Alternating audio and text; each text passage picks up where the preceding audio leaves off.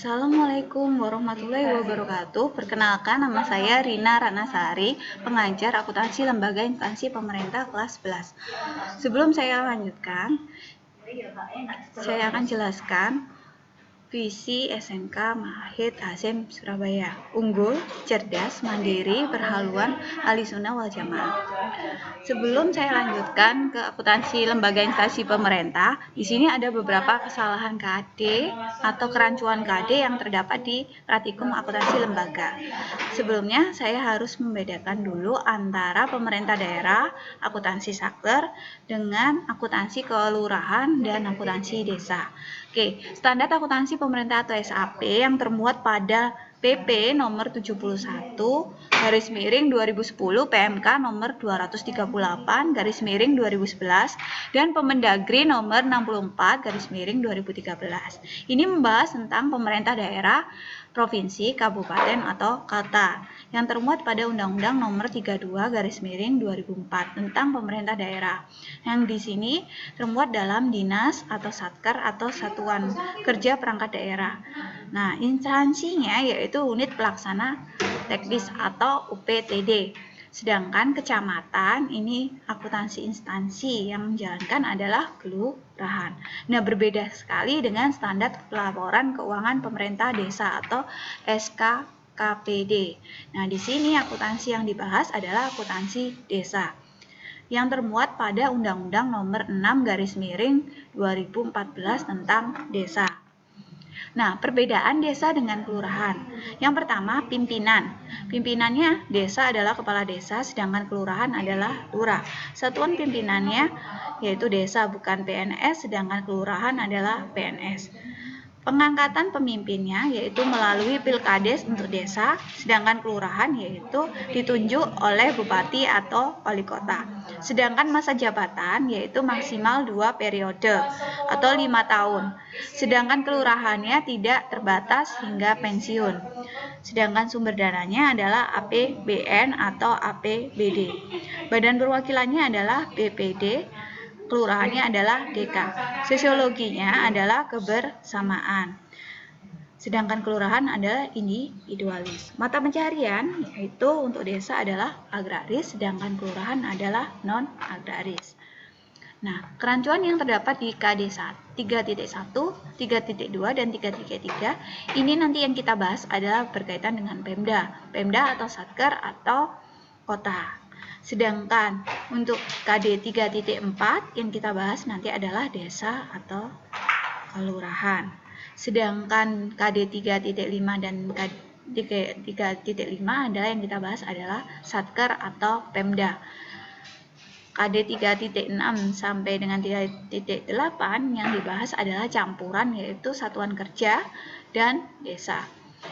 Nah, untuk semester genap untuk semester ganjil nanti yang kita bahas adalah KD 1, 3.1 sampai dengan KD 3.6. Oke, saya lanjutkan untuk pembahasan KD 3.1 yaitu tentang pembukuan tunggal dan pembukuan berpasangan untuk akuntansi keuangan pemerintah daerah. Tujuan pembelajaran kali ini yaitu mengenalkan definisi pembukuan tunggal dan pembukuan berpasangan. Yang kedua, mendeskripsikan teknik dan sistem pencatatan akuntansi keuangan daerah. Ketiga, menganalisis pembaruan dalam sistem akuntansi keuangan daerah. Keempat, mengidentifikasi prosedur pembukuan tunggal dan pembukuan berpasangan untuk akuntansi keuangan pemerintah daerah. Definisi konsep akuntansi keuangan daerah. Di sini termuat pada Peraturan Pemerintah Nomor 71 Tahun 2010 tentang SAP yang merupakan acuan dasar pelaksanaan akuntansi di setiap instansi pemerintah di Indonesia, termasuk di pemerintah daerah dan satuan kerja di dalamnya. Proses akuntansi ini akan mengelola semua transaksi dan aktivitas keuangan yang ada di setiap entitas pemerintah daerah. Proses tersebut kemudian menghasilkan informasi dalam bentuk laporan keuangan yang akan digunakan dalam proses evaluasi dan pengambilan keputusan. Oke, saya lanjutkan. Pihak yang melaksanakan proses akuntansi atau ini dibagi menjadi dua entitas. Yang pertama, entitas akuntansi yaitu merupakan suatu kerja yang merupakan pengguna anggaran yang berkewajiban menyelenggarakan akuntansi dan menyajikan laporan keuangan. Dalam hal ini yang dimaksud entitas akuntansi adalah SKPD dan PPKD. Yang kedua yaitu entitas pelaporan, merupakan unit pemerintah yang terdiri dari satu atau lebih entitas akuntansi yang merupakan ketentuan peraturan perundang-undangan wajib menyajikan laporan pertanggungjawaban. Yang dimaksud entitas pelaporan ini adalah pemerintah daerah. Nah, perbandingan standar akuntansi berbasis accrual dengan berbasis kas menuju accrual. Nah, di sini ada perubahan peraturan pemerintah nomor 71 tahun 2010 tentang standar akuntansi pemerintah yang sebelumnya diatur oleh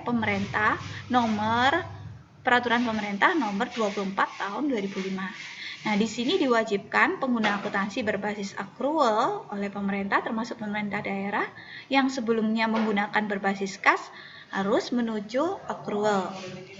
Nah, perubahan basis akuntansi ini tidak serta-merta muncul. Sebenarnya sudah disyaratkan oleh pemerintah yang sebelumnya pada pasal 1 Undang-Undang Nomor 17 Tahun 2003. Nah, di sini dijelaskan bahwa yang pertama, pendapatan negara atau daerah adalah hak pemerintah pusat atau daerah yang diakui sebagai penambahan nilai kekayaan bersih.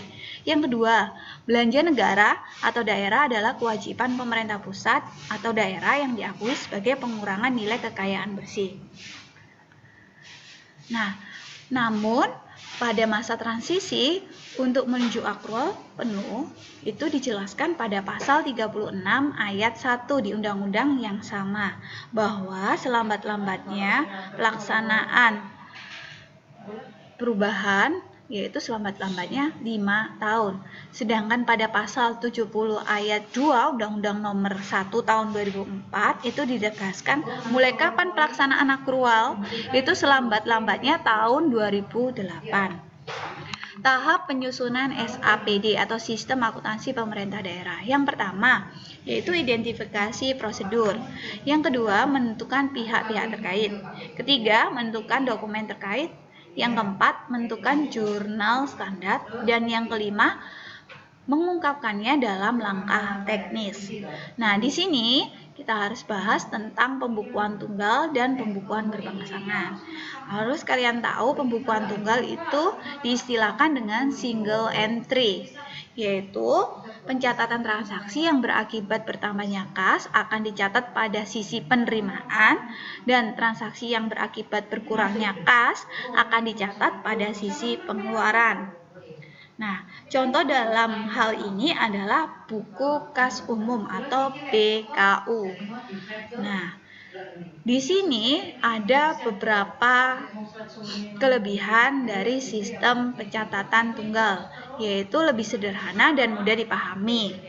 Namun, di sini ada beberapa kelemahan, antara lain kurang lengkap untuk pelaporan karena hanya dapat melaporkan saldo kas saja dan tidak dapat melaporkan utang, piutang, dan ekuitas. Jadi sulit untuk melakukan kontrol transaksi akibat sulit menelusuri kesalahan pembukuan yang terjadi. Oleh karena itu, ada sistem akuntansi yang lebih akurat, yaitu bisa menggunakan sistem double entry. Nah, lanjutannya yaitu yang kedua, pembukuan berpasangan. Oke, kalian tahu bahwa pembukuan berpasangan ini adalah pencatatan sistem dengan istilah menjurnal, yaitu mencatat yang ada dalam sisi debit dan kredit yang semestinya kita ajarkan pada di perusahaan jasa maupun perusahaan dagang. Nah, di pemerintah juga punya persamaan dasar akuntansi, yang mana aset sama dengan kewajiban ditambah ekuitas. Oke, kali ini saya akan berikan tugas KD 3.1 untuk kelas 11 akuntansi lembaga instansi pemerintah. Yang pertama, tugasnya kalian jawab pertanyaan berikut dengan benar. apa kelebihan dari pencatatan single entry, yang kedua bagaimana cara melakukan pencatatan sistem double entry, ketiga bagaimana rumus persamaan dasar akuntansi, keempat apakah teknik dan sistem pencatatan akuntansi keuangan daerah, kemudian 5 analisis pembaruan dalam sistem akuntansi keuangan daerah. Nah, kemudian untuk tugas tidak terstruktur saya, kalian buatlah PowerPoint tentang prosedur pembukuan tunggal dan pembukuan berpasangan untuk akuntansi keuangan pemerintah daerah. Kalian kumpulkan melalui email saya, yaitu rinaratnasari19@yahoo.com. Nah, untuk tugas yang KD1 ini, Romai 1 ini kamu kerjakan di buku tulis kalian, latihan soal lembaga instansi pemerintah. Pengumpulannya saya informasikan lebih lanjut. Nah, kalau yang tugas tidak terstruktur ini paling tidak minggu depan kamu harus selesai. Saya tunggu tugas kalian. Wassalamualaikum warahmatullahi wabarakatuh.